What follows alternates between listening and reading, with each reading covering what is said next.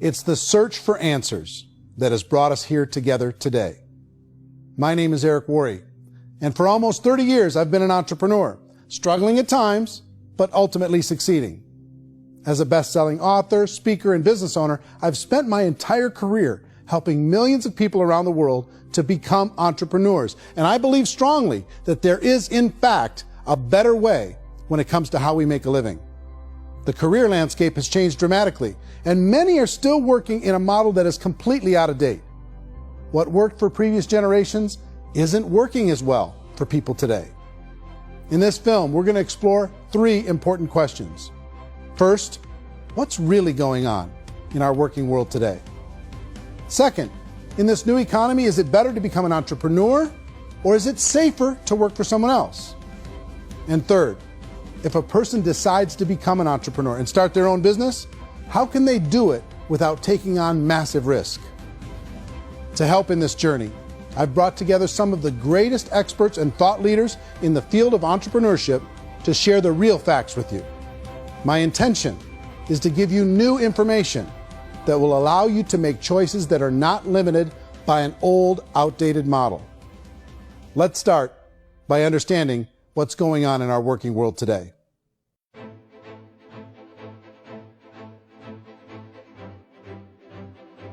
Let's look at unemployment. 30–40% of the people are honestly not working, but would be working. What our government does is if you haven't found a job in 6 months, we don't call you unemployed. We pretend you dropped out of the labor force. I've often said that unemployment, particularly structural unemployment, that's unemployment due to technological changes, is the first sign of economic growth. Think of it, 10 people live on an island. They go out every day and fish. One day, new technology shows up. A missionary brings them a net. Now, using the net, one pilots the boat, one throws the net. 2 fishermen can do all the work 10 used to. That's a 500% increase in productivity, 2 doing the work of 10, in one day. You don't have to learn a lot to learn how to throw a net instead of throw a fishing line. The island's got a big problem, 80% unemployment. But the island still has all the wealth of the fish because the 2 people produce as much fish as 10 did. Now, of course, looking back in history, these changes used to take thousands of years. And during that time, we went into farming and transportation. Some of us became doctors and some teachers and lawyers, and we developed all these new professions and new manufacturing jobs. Today, these changes are occurring literally in one day when a new technological advance occurs, and we don't have the social structures to deal with it or to retrain the unemployed people. So one of the things that I think is interesting as I travel across the country and really travel around the world is the way that we work and the way we get paid for work is changing pretty dramatically. On a global basis, everything is being turned upside down because of the rapidly advancing technologies. They are eliminating many jobs, and we have been left with many people not prepared for the jobs that exist. A lot of demand in public companies was to squeeze out all the fat and to get just as much margin as we possibly could, and fat equals humans. So this idea of job security in information age is so obsolete, but it's still taught inside our school system, and that's where the problem starts. There's no financial education in school system, and people are still trained to be employees to work for that paycheck. This is a chart on the middle class. What's happening in the middle class, those that went to school, their incomes have been coming down for years. And parents still say to their kids, go to school, get a job. Now what happens to all those middle class people who are dropping off the ends of the chart? Well, they become what's called working poor. And this is what happens to working poor. But they say poverty is ending. Well, poverty may be ending, but working poverty is going up. And this is food stamp usage. So food stamp usage in America is going through the roof right now, because people cannot earn what they call a living wage. Most people have experienced financial pressures that I think are probably greater than they have been in the past. If you're not working for yourself, then it's going to be a pretty hard road for a lot of people. Today, if you're going to control your future, the 40-40 plan is gone, where you can graduate from college and get a job and work for 40 hours a week for 40 years. That day is gone. So some of these charts actually tell you what's going on. And this is a really interesting one, you know. People are going back to school because if I go back to school, I'll get a nice job. But this is what's happening to, it's called Sallie Mae, which is the student loan guys. Student loan is going through the roof. It's now over $1 trillion, and student loan debt is worse than credit card debt. So when people stopped using credit card, the government got people into student loan debt. And the problem with student loan debt is you can never be forgiven. See, with credit card debt, you can declare bankruptcy and all's forgiven. But student loan debt, you can declare bankruptcy, you still owe it. It's the worst of all debt. But this is the next picture. Look at this chart here. This is what's happening to wages of college graduates. It's going down. So you go to college, you rack up all this debt, but you earn less money. Now, that's not that intelligent. Average person who's been working a lifetime in America today is ending their lifetime at 65 with about $41,000 in assets. They earned just enough to survive. I think in the United States we have something like 17 trillion in debt. That's just the federal government debt. We got another 2 in municipal and in other, let's call it almost 20 trillion government. We've got 40 trillion in private debt. That comes up to close to 60 trillion. When you then add something we never had before, what you were talking about, when we look at the unfunded portion of Social Security and primarily Medicare, Medicaid, that at the most conservative estimates from outside firms, Kleiner Perkins, 67 trillion and growing. That's more than all our other debt. There's less conservative estimates that say it's 84 trillion or higher. I added up conservatively $127 trillion in total debt. Debt is a financial drug. When you take it to excess, it's like taking a drug. Yeah, it makes you feel better, it enhances your performance, but at a huge cost, eventually it kills you. And so that's what happens. We keep doing more and more debt, and you get less and less results, just like a drug, until the debt gets so high that it crushes the whole system. That's where we're at, 8.2 times GDP. You know who I feel sorry for? I feel sorry for the person who dreads going to work, who is sick to their stomach on Monday morning, who hates their alarm clock, who gets a little glimmer of hope on a Wednesday because it's hump day and says, thank God it's Friday. And they live for those 2 days a week where they get to be themselves and they don't have to be around people they don't like, and they don't have to play the political game in the office, and they don't have to live this half life. The person that works 50 weeks a year just to be able to have the 2 weeks for vacation. And you know what happens to most of them nowadays? They don't have a vacation. They have a staycation. They have time off of work, but they don't get to go where they want to go because they're overextended. They've got all this debt. They got all this situation. They hate their alarm clock. They can't sleep until they're done. They have to spend most of their life in traffic. I feel sorry for that group of people because there's a better way. They just don't know it. I see this really interesting attempt at rugged individuality in a 6x8 rectangle. And I feel like you're all the same, except for the little push pins of the pictures. There's different pictures. Yours is named Jenny and his is named Sujara, but it's the same people. And this is how they are, and they're just like the zombies, and there's no joy in there, there's no fun. There's always like the wacky woman who decorates her cubicle, and that's the most she can do there. You got to give her credits, right? The wacky cubicle woman. The basis for their life is worry. I'm worried, you know, maybe I'll get fired. I'm worried maybe my company will go out of business. I'm worried I can't keep spinning the plates on paying the bills. I'm worried about how do I send my kids to college. I'm worried, what if the transmission of my car breaks? That's, you know, 2 or 3, I can't fix it. People live in a sea of worry, and it eats at them. Those signs that people held up during the Depression didn't say looking for gainful employment in a cubicle. It said looking for work. Work is what we're looking for. Job is just a unit of measurement. Work is what we're going after. It's time to look in the mirror and say, it's not the economy, it's my economy. It's my little world of where I am. I need to improve. I'm not going to wait for the economy to come back because, frankly, the economy is doing great in this country. So I'm here on Wall Street, the financial center of the universe, the financial capital of the world. This is where most people's money goes to at least be held for a time, right? With interest rates in banks being effectively zero, and many experts are predicting it's going to stay at zero for the next 10, 20, even 30 years, people feel like they don't have any choice but to put their future into equities, to put their future into the hands of other people on this stock market, and hope that the stock market goes up, hope that the stocks that their advisors pick or that they pick goes up. That's one way to go, I guess. It's my personal belief that if you put your future into the hands of yourself, in other words, you have earning power by yourself, I think you're a better investment than these guys. I think you controlling your future is a better option than handing over your retirement to these guys. The average household income in the United States is approximately $50,000 a year, what they call the middle class. To reach the top 25% of income earners, you need to earn at least $90,000 a year.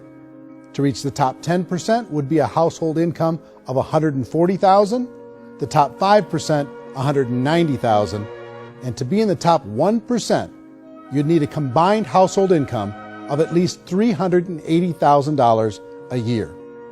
So here's the question.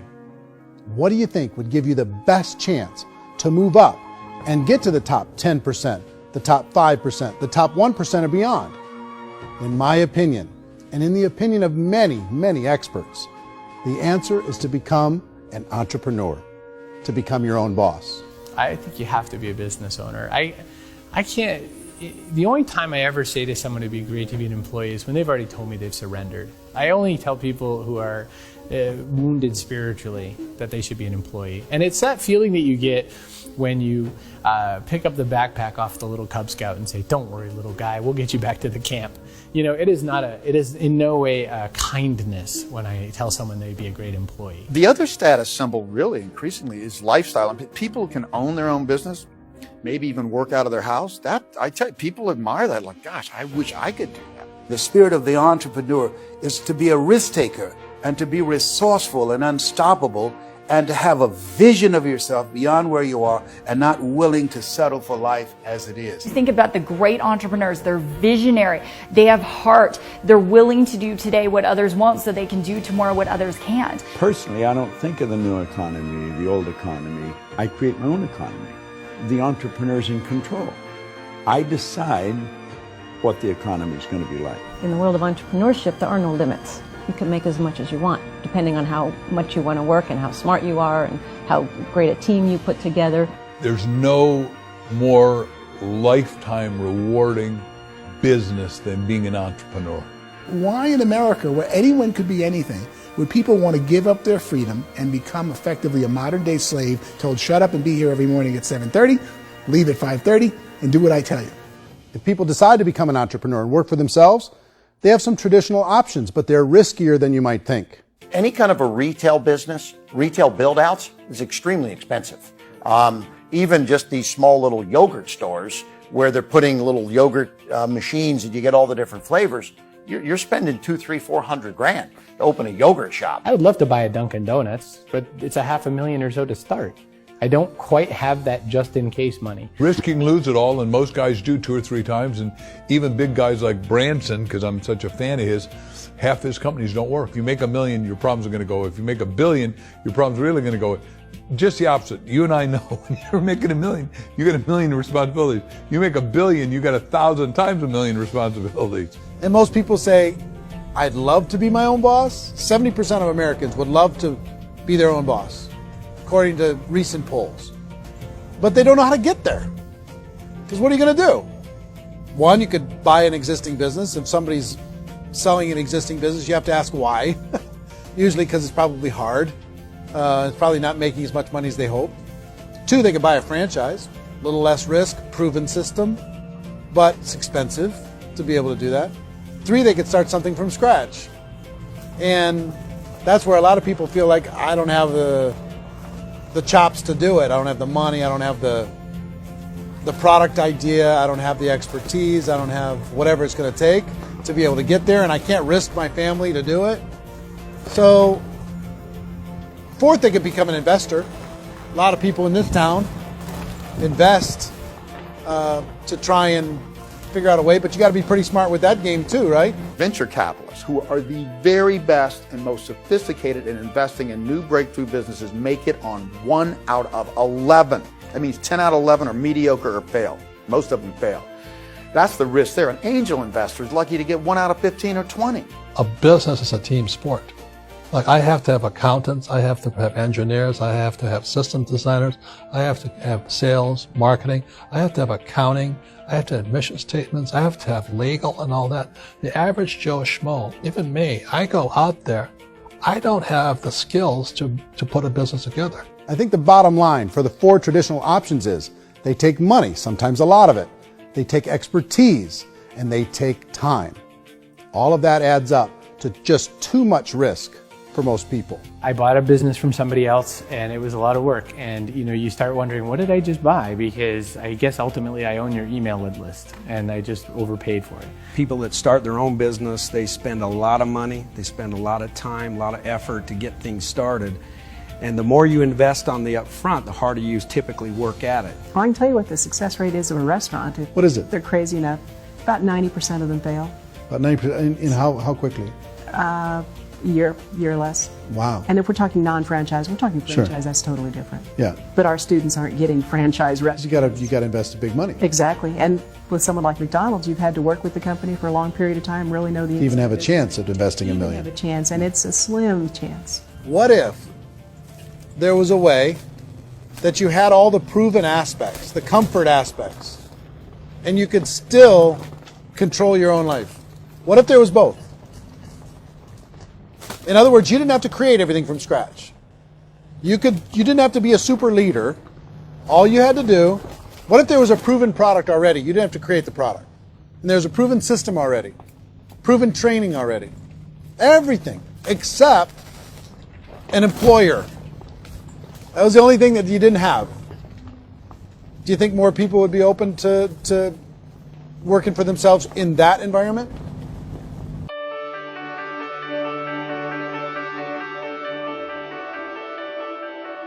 In our search for a better way to make a living, we've come to the conclusion that becoming an entrepreneur is actually safer than being an employee.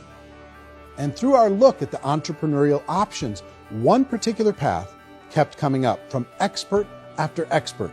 And I think most people will find it surprising because it's certainly a non-traditional business model.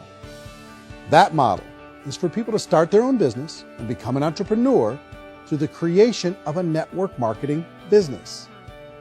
Some people call it direct selling because the product is being sold directly from the manufacturer to the end consumer, cutting out the middlemen. Other people call it multi-level marketing, or MLM, because there are multiple levels of commissions paid.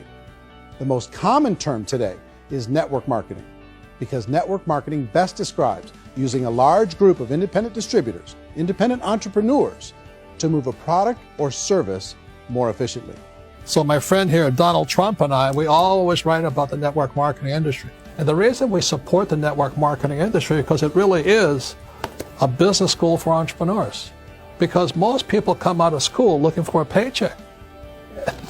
Oh, that's terrible. I went to network marketing like that. I think if it didn't exist, we should invent it. It is that good. I think direct selling is a great way to do business today. It's very easy to get into that industry, and you can be self-employed, be, in effect, an entrepreneur. When we see multi-billionaires adding network marketing companies to their portfolio of companies, that would be a clue. When we see people who are very famous authors and very famous business people endorsing the industry, that would be a clue. These network marketing companies aren't $50 million companies. They're billions and billions of dollars. They lead the stock market. They're major companies. When we're going to get it? You know, and you're going to school to work for a paycheck. But if you want to be rich, be an entrepreneur. And network marketing gives you the spirit to be an entrepreneur. A traditional company will spend up to 50% of their total revenue on marketing. Network marketing companies use a different approach. Instead of having all that extensive marketing expense, they utilize a network of independent distributors to do the marketing for them. Now, why do they do this? First, because word-of-mouth advertising is so much more effective today than traditional media advertising. Second, some products need to be explained or demonstrated and an independent salesperson can do that more effectively than an ad campaign. Third, it's completely efficient. The company only pays for the marketing of their product if a sale happens and not before. Imagine if Amazon allowed you to become an independent distributor and paid out 40% of its revenue to that distributor group. All you had to do as a distributor was recommend a product, and if a person bought it on Amazon, Amazon would take care of all the logistics, and you'd get paid for bringing the customer. Now imagine you got paid for every purchase that customer made for the rest of their lives. Well, Amazon doesn't offer this option, but network marketing companies do. 85% of all buying decisions in our society are made as a result of word of mouth or reputation. We're recommending things to each other all the time. You know, who's your dentist? Who's your doctor? Who's your lawyer? What detergent, are you using? What legal system are you using? What product are you using? We're talking to each other about the things that we love anyway. When you go into a big box retailer, you're lucky if the clerk looks you in the eye, much less gives you any detailed or accurate information about what you're purchasing. So of course, this personal information, this education coming from a friend, a neighbor, a relative, or even a stranger, but one who has experience with the product is extraordinarily valuable. As a matter of fact, network marketing can educate consumers probably better than any other form of marketing. It certainly can do better than advertising, because advertising usually has a certain hype to it and you can only get limited information.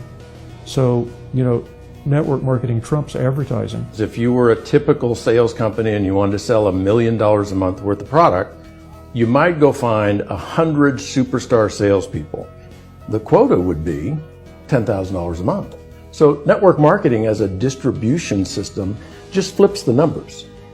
So we use 10,000 happy, raving fans of a particular product, and we don't concern ourselves so much with how much product each one of them individually sells.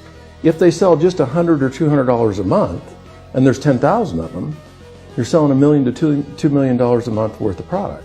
And that's the best way I can explain how network marketing works. This is the marketing arm of the company.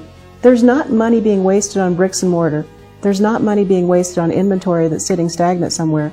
There's not of employees standing around that don't have customers. These are people that are going to connect with customers. These companies allow people to become independent distributors for extremely low cost and with no minimum time or sales quota. Essentially, they own their own business and can provide as much or as little sales as they choose. In other words, the distributor gets all the benefits of traditional business ownership without the risk. The advantage of network marketing is the ease of entry, the low risk, and the low startup cost, because almost everything else has very high risk. You can get in for a minimal investment. You're buying into a system that's already been proven, products or services that have been proven to work. The keys to network marketing is providing an opportunity for the masses to get involved, providing an opportunity for the average person who doesn't have the resources to start their own business. All of this so far is fairly straightforward, but network marketing offers another benefit, and it's this benefit that makes it so interesting for entrepreneurs. Network marketing allows a distributor to build their own network of other distributors and then compensates them on the sales created by that entire group. Direct selling is, at its base, very simple.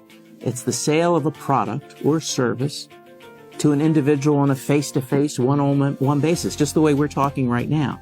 But there's an important element as well, and that's the offering in conjunction with that sale of product, the offering of an opportunity for someone to make something of themselves. No matter what your social status is, no matter what language that you speak, I mean, look how many unbelievable people are becoming successful that speak every kind of language out there. What an awesome gift to give the world. Instead of having to work your way up in a system and prove that you could be a sales manager, they just decided everybody can be a sales manager. Everybody gets to build a sales team from day one. And so what that brought into the system of growth as a direct selling company is the concept of compounding or geometric progression.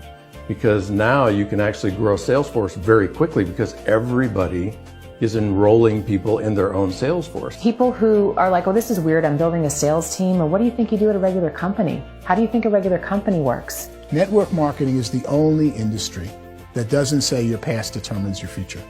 It looks at your past and says, okay, now what can we train you to do so you can have a great future? Every other employer out there wants to exploit you for what you already know, not teach you something new. Network marketing has the potential to save the United States and the world because it's going to teach people not to be employees, but to be entrepreneurs.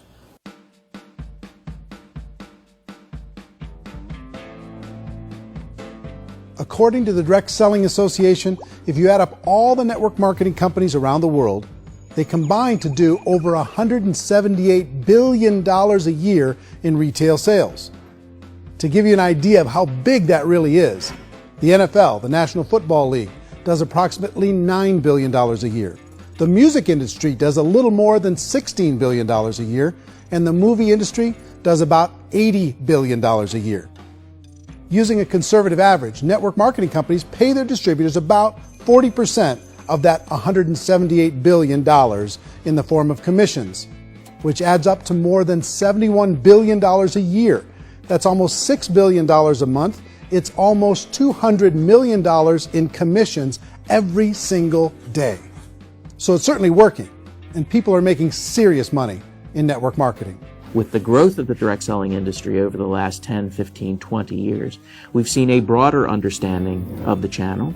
We have seen more and more people getting involved in the business, so our penetration in the marketplace has increased, and thus the understanding in the marketplace of who we are has increased. And we've seen non-direct selling companies look at the direct selling model and say, something's going on there.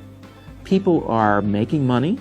Companies are being profitable, individuals are being motivated, product is being delivered to market. Maybe we should explore this. Some people think only the people at the top make money. Well, let's take a look at that as well. In the network marketing profession, there are roughly 500 people in the world who earn over $1 million a year. If you round that number up to $2 million a year, that adds up to about $1 billion a year. That takes the $71 billion paid out each year down to $70 billion. So where does the rest of the money go? The vast majority goes to part-time people making anywhere from a few $100s a month to many thousands of dollars a month. It goes to people who choose to make it a full-time career move and earning even more than that. Every day, people are using the money they earn through network marketing to pay off debt, have more fun, and improve the quality of their lives. Everyone I know in network marketing has been doing that since the 50s.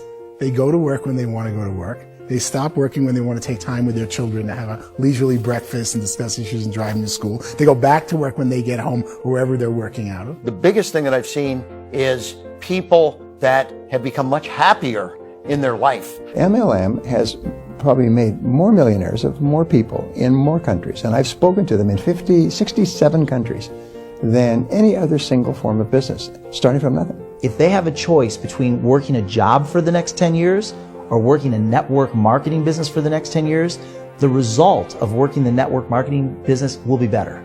A lot of people within the industry go on and make this a career and do extremely well at it. Network marketing has been nothing but good for everyone I know that's been involved with it because they did it seriously and they played full out and they've been very successful. It's been a constant barrage of success stories and people showing off stuff they got as a result of it. How many people are involved?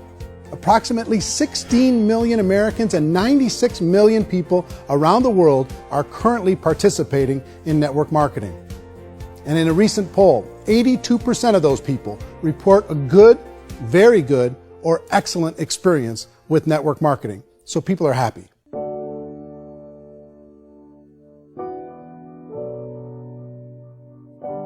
So I've taken a look at the network marketing profession and really tried to understand why so many people are confused as to the validity of this as a business. One is this pyramid shape. People get really messed up with this pyramid. Oh, it's one of those pyramid things. So I just think there are a lot of haters out there who really don't understand the industry and say, oh, it's a get-rich-quick scheme. It's a pyramid. Well, corporate America is a pyramid scheme. You know what I mean? It goes like this. You have thousands of MBAs, let's say working for Ford or General Motors or Coca-Cola. If all these MBAs are all trying to get to here, that's a pyramid. Only one guy's going to make it. Every 10 years, one's going to make it. Whereas you look at network marketing, it's like this. So you're here, and your job is to develop other CEOs coming up behind you. So it's an inverse pyramid. In network marketing, it's a very simple concept. If you sell product, you get paid.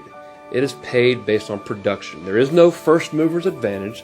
There is no investment component where the more somebody spends, the more they're entitled to make. So the two are polar opposites of each other. It doesn't matter what shape the company is or the compensation plan is shaped, whether it's a circle or a pyramid or a triangle or a trapezoid, it doesn't matter. If compensation is coming primarily from recruitment, then you've got a problem. On the other hand, if an operation is basing their compensation to participants on the basis of sales, even when those sales are generated by people you've recruited, well, then you're a perfectly legitimate enterprise. That's the legal test. It's the practical test. Another issue that's been true in the past that is no longer true now is people used to be in network marketing loaded up with products that they couldn't sell, and they ended up a loser. They ended up with a bunch of product in their garage. They ended up with a bunch of products sitting in their kitchen shelves or whatever, and they thought they could sell it, and then they weren't willing to or able to sell it, and they ended up with a bunch of stuff, and they were bitter about it. There was this thing called front loading where you had to buy, like, well, if you bought $25,000 worth of product, you got better commissions and all this. Today, it's almost all done by computer. It's direct mail, comes from a warehouse somewhere else. You don't have to have all this inventory. You don't have to stock up. It's a paperless world now. Most of it's done online. You have a back office. It really works. And I mean, the technology has changed everything. Third issue is people start talking about 99% of people in network marketing don't make any money. Well, we've talked about that over the course of this journey together. Almost $200 million a day is being paid out to network marketing distributors around the world. The naysayers, the people who say that it doesn't work, are usually the ones who just don't know how to make it work for themselves. And so they're giving you an opinion, and I tell people, don't confuse people's opinions with expertise, because opinions are free. And don't confuse sincerity with the truth, because people can be sincerely wrong. But here's the reality inside of network marketing. The vast majority of people that get involved in network marketing just become customers, and they get involved to be able to purchase product at a lower price. If you take Costco as an example, if a person goes into Costco and gets a membership to Costco so they can get a lower price on the product, we don't call that person a loser because they have a bunch of product that they walked out with a smile on their face.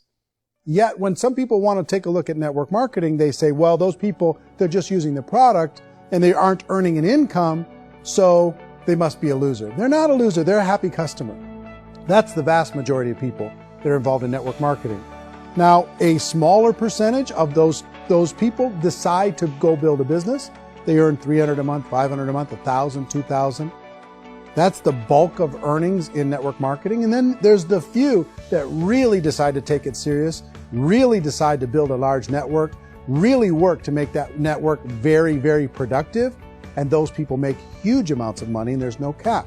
What I do as an outside economist, just somebody looking at this industry like any other industry I speak in, and say, look, what's the realities of this? 1% do incredibly well. 10% generate some additional income at pretty low risk and effort. That's fine. And 90% of people roughly end up customers. One thing that I think is real when it comes to people's perceptions about network marketing is people put this, and distributors, I think, involved in network marketing have some responsibility for this.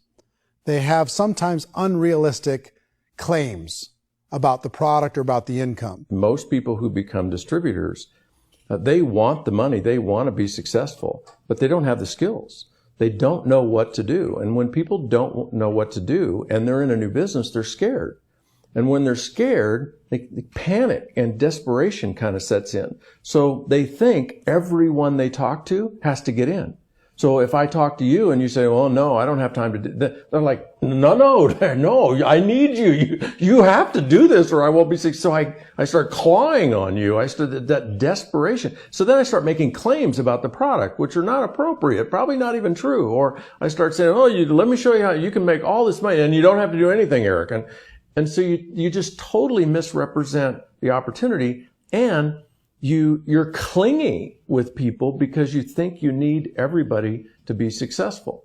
And you don't. You know, one of the messages that I try to deliver most forcefully to companies as well as salespeople in direct selling is that you don't have to overpromise. The reality is in network marketing, there's a lot of hard work involved. There's a lot of effort. You're going to have to develop yourself. It's a business like anything else. It's going to take some time, but in my opinion, it's better.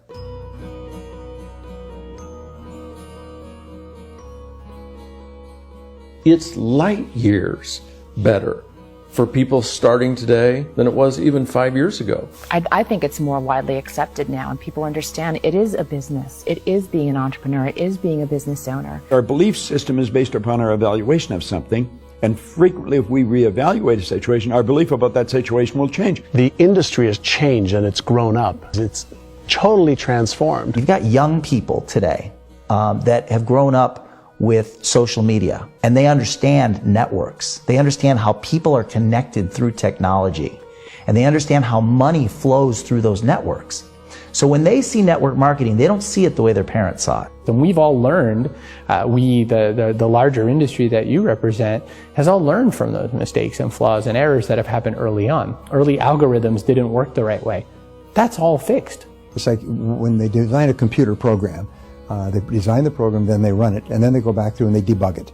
The MLM industry has been debugged. This is the day of being virtual, being able to run a business from your mobile phone. I mean, it's incredible. Companies are getting smarter. They're implementing more consumer protections. They're implementing more compliance training. They're doing more with respect to product research. If you do get involved and you make purchases of inventory, even on a voluntary basis, if you decide that this business is not for you, you can leave and have that inventory repurchased by the company. There's no other business that offers that kind of protection on a voluntary, self-regulatory basis.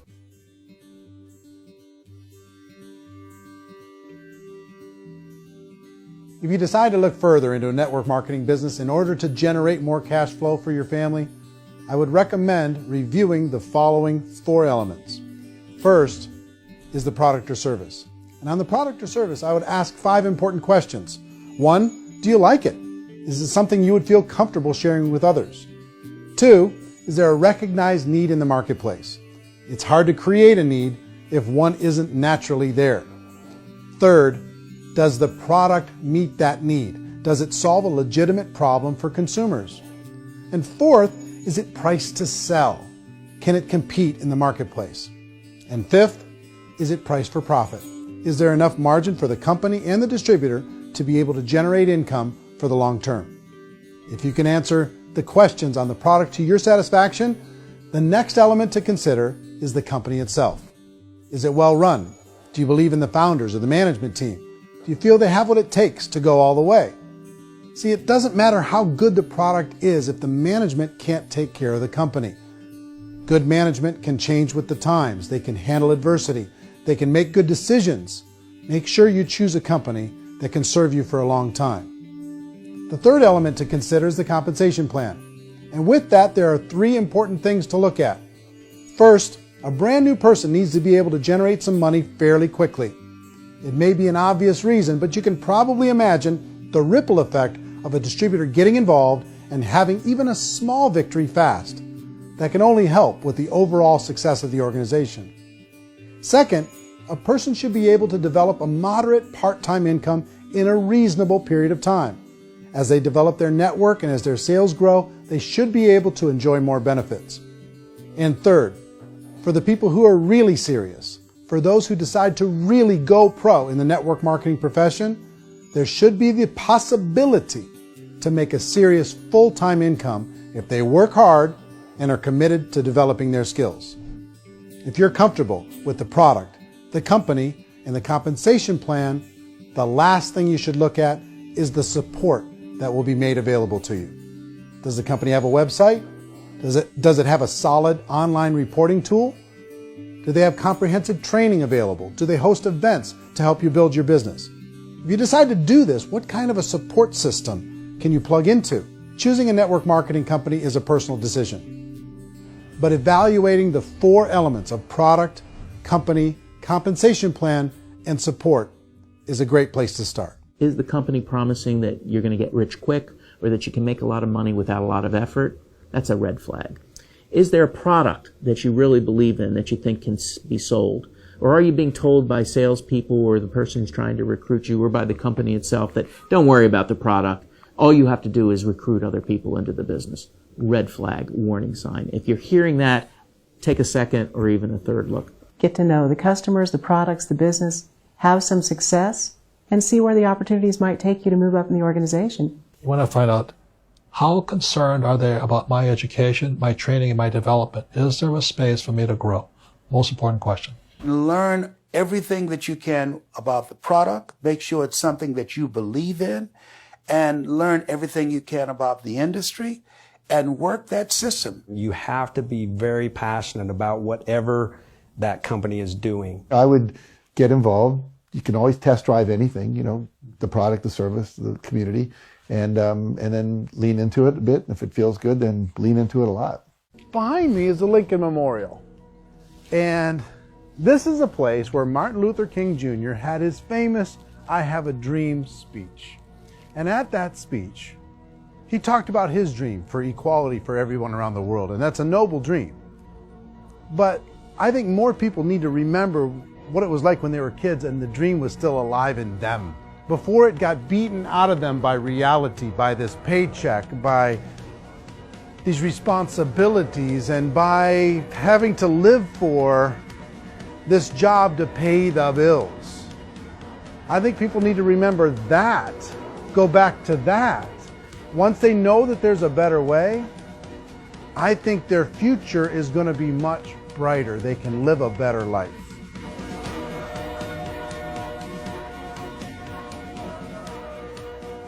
So if you're considering getting involved in a network marketing company, let me offer you just a few pieces of advice. First, network marketing isn't perfect. It's emotional, it's challenging. Like any entrepreneurial venture, it can have its up days and its down days. But if you have an entrepreneurial bone in your body, it's just better. Second, if you're going to do it, decide to be professional. Decide to go pro. It's better to do that than just be this amateur sticking your toe in the water. Third, as any professional, you're going to have to learn some new skills. And I promise you, inside of the network marketing profession, they're not too difficult to learn. Fourth, like anything worthwhile, it's going to take some time. Don't expect that you're going to get to the finish line right out of the gate. And fifth, it's worth it. It's worth it to be able to take charge of your life again. It's worth it to be able to control your own financial situation. It's worth it for the people you're going to be able to spend time with. It's worth it for the things you're going to be able to see and the experiences you're going to be able to experience. It's worth it for the causes you're going to be able to contribute to, the lives you're going to be able to touch, the customers you're going to be able to help, the friendships you're going to be able to develop. I promise you, it's worth it. Remember, most people are searching for answers just like you are. But I do have to tell you the catch to network marketing. If there is a catch, if you want to understand this from an emotional point of view, people say, well, it sounds too good to be true. It's not. It's hard work. But here's the catch. Most people still don't understand it. So you're going to have to endure the loss of social esteem from ignorant people. The uneducated will think less of you. Now, if you can handle that, you're on your way. If that's going to destroy you, you know what? Entrepreneurship in general probably isn't in your future. If you can face that catch, you can become unstoppable. I want everyone to really contemplate this if they're not in network marketing. You're in a job, you probably have a mortgage, you have rent, you have debt, whatever's going on. You're in a prison. You work just hard enough to keep them from firing you, and they pay you just enough to keep you from quitting. Come on! I've been there, done that, and bought that t-shirt. In network marketing, if you run into failure, it's really just a homework lesson for yourself. There's no one to blame. You really have no excuse not to be successful. You just don't. People don't want to hear that, but there's so much available to you. If you want to be a good network marketer, be a student to the people above you, be a fellow traveler to the people on the same level, and be a teacher to those below, and know when it's appropriate to do which. People who are not afraid of asking people to buy things or not afraid of persuading people with the chance they may say no, these people own the future. Nothing happens until something moves. So you got to go move, you got to go do something, or nothing's going to change in your life. In the beginning, you're going to do a lot of things that you don't get paid for.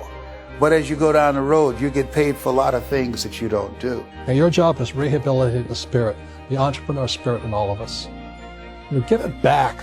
Either give it a strong yes or a strong no, but no wishy-washy, dilly-dally stuff in the middle. There's dreams and there are nightmares, but I believe that the biggest nightmare of all is when you don't pursue your dream. You're going to see some monumental growth in this profession. It's an exciting, exciting time to be involved with the network marketing profession. The next 10 years, I see just exponential growth. When that tipping point comes, it's not a matter of asking somebody, have you ever heard about network marketing? You're really asking them, which company are you building your wealth in? We are here to fix the world, to improve relationships with other people, to improve other lives. And the real reward comes as an entrepreneur at any level from teaching somebody something and watching them soar. There is no greater reward.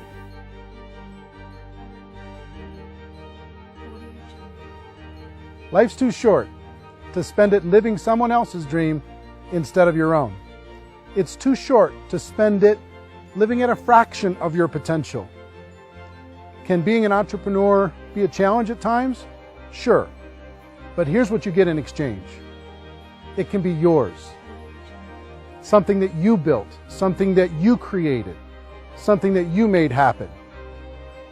This balloon represents your dream. It represents entrepreneurship. My wish for all of you is that you would reach out and grab it. The choice is up to you.